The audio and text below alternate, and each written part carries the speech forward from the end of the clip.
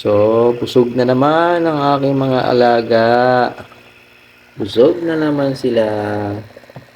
Busog na busog. Mamaya, may nakita tayong mga yung mga nakasamang ex diyan. Ang gagawin natin hapon, water change na lang natin. Bawas lang tayo mga at least mga 10%.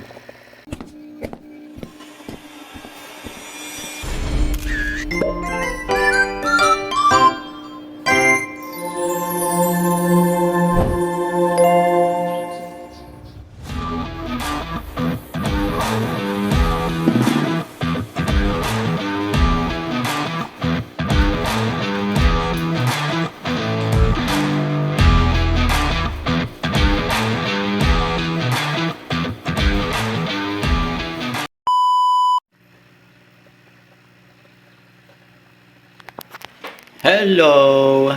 Good day mga boss and ma'am and sir! Today is hatch kasi na ang ating mga BBS. So, kailangan natin sila magpakain na nga ng live foods for high protein nila para mabilis silang lumaki. Kaso, hindi ako natutuwa dito sa aking BBS na nakuha kasi nga, yun yun naman oh. May mga kasama pang mga eggs. Ibig sabihin, hindi talaga siya kahit man lang siguro 90% na hatchable. At sayang din yung mga ibang natira. Ito, tinan mo. Daming eggs, oh. Ang daming eggs na nasaan nakalutang. So, kapag bumili kayo ng mga type ng BBS, ang hatchable, doon na lang din kayo sa mga talagang kilala nyo at nasubukan nyo na. So, ngayon kasi, parang lang siya, parang nabili ko lang pak-pak. Parang lang siya, tetra pack. Parang ganito. Ano, naka-tetra pack lang siya. Although, mura siya, affordable, kasi yung mga mayroong branding na, nakalagay niya sa mga isang lalagyan. So, kinatsaga-tsaga lang din naman natin yun. Kasi nga, mahal nga yung yung gano'n, i-try lang naman natin. Pero, pag doon naman kayo sa Sureball, na maganda yung branding, Sureball din na walang masasayang na kahit man lang eggs sa hinahatch nyo. So, yun lang naman yung concern ko. So, kung mag-aano kayo, maghalimbawa, hatch kayo o kaya magbibili kayo ng mga hatchable na BBS na mga eggs, doon na kayo sa mga Sureball. So, ngayon, wala naman din ako magagawa. So, pakain na natin to. For speed, konti lang tayo sa drop lang tayo ng konti. Ito lang magpakain. Okay. First drop. Second drop. Huwag masyadong biglain kasi baka maano sila. Pollute ng tubig nyo. Kailangan konti-unti lang. Para tao lang yun eh. Diba? Pag ganyan na konti-unti lang, ayos lang yan. At ganun din dito. Pwede mo naman silang balikan after an hour. Kasi, pakain nyo naman yan. No, yun lang muna sa tatlong tab sa first feeding nyo. So, meron pa naman din ako sa labas. No? Ang ating Ryukin. Okay na siya. Pero, hindi pa rin ako komportable. Nawala na yung niya dito. Ang galing ko lang to. Nawala na talaga totally yung mata niya. Natanggal na. Oh, yun oh. Nawala na talaga. So, labas tayo. Pakita ko rin sa inyo sa labas. Papakain natin. Dito naman sa ating baba, bali ito kasi ito. Hindi ko kasi napakain ito ng egg yolk kaninang umaga. So, babawi tayo dito. Malalaki naman din ito eh.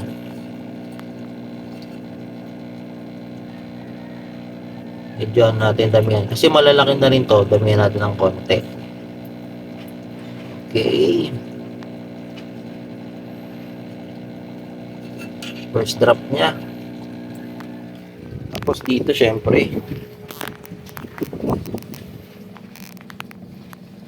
hati-hati lang. Oops. Oops.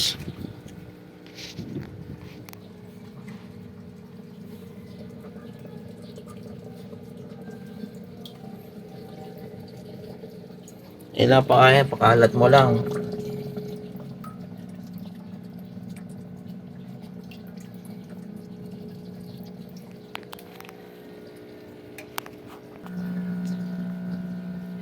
Dito naman sa ating mollies.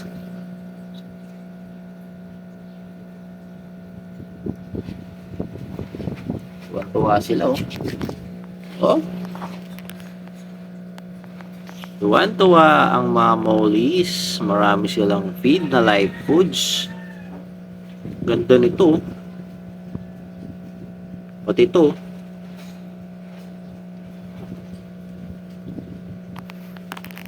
So, yun na. Kaya tayong feeding. Meron pa tayo dito. Nagpipid oh. Ayun, nagugutom sila. Naghihingi pa oh. Medyo malaki na. Huwag pa tayo. Kita nyo naman oh. Naghihintay na sila oh. Dito tayo magpaksak.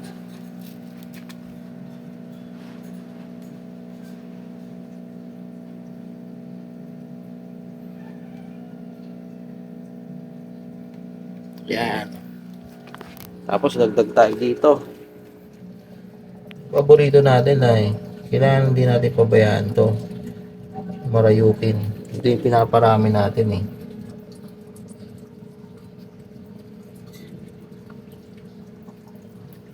Tapos dito sa last natin. Kuha tayo dito.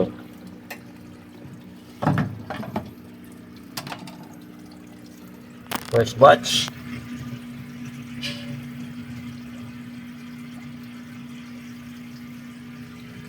Kalat lang.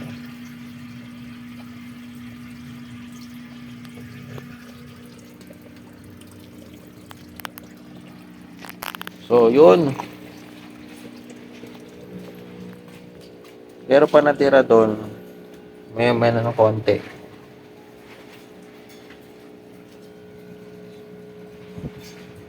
So, okay. Ganun lang pagpipid sa live foods natin. Nabilis maubos, no?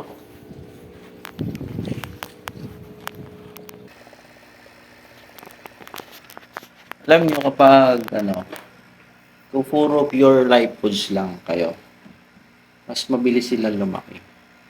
Lalo na kung ang pakain natin ay 3 beses sa isang araw. Pero wag naman overfeeding. Tamang dip lang, depende sa sizes nila.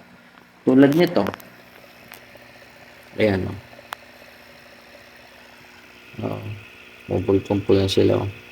Kita mo naman kung busog na sila oh, kasi medyo may makapalan yung nagbebeli na yung kanilang mga tiyan na pati dito. Ako kasi parang magbano lang ako, isang baksak lang, pero konti lang, pero babalikan ko sila ng after 1 hour. Kasi yung ating hatchable, iisa lang. Hindi tayo ng dalawa. Kasi nga, ang ating BBS ay minimal lang tayo. Hindi pa tayo nakapag-stock ulit ng marami para alternate dapat yun. Kunyari, may hatch kayo ng umaga, may hatch din kayo ng gabi. Para pag naubos na yung isa, pero kayong kinabukasan na tuloy-tuloy. Kaya yung isda nyo, kaya yung iba, kapag ganun ang ginagawa, mas mabilis talagang lumaki. Makita mo, parang buwan lang, mga 2 buwan lang. pwede nang i-select. Tapos after bago pagpasok ng 3 buwan, medyo ilang cm na yun. Parang umabot na siguro ng 2.5 to 3 cm yung mga isda nila. So, mabilis sila makapag-groom. Mabilis din makapag-select. No? Pero sa atin kasi hindi naman tayo masyado nagmamadali. Kaso, kailangan din natin kasing habulin yung pagse-select. Kailangan natin tong bago mag 2 months pa lang dito, kailangan na natin makapag-select dito. Para na-select na natin, doon na natin ibubus lahat o doon na natin pararamihin yung pagkain para hindi sayang yung mga ibibigay nating mga feeds, live foods.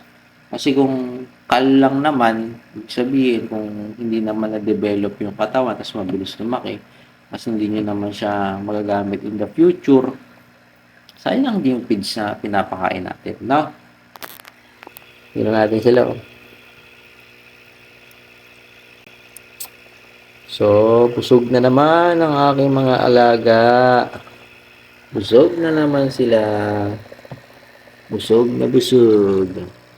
Mamaya, may nakita tayong mga yung mga nakasamang eggs dyan. Ang gagawin natin, hapon, water change na lang natin. Bawas lang tayo mga at least mga 10%.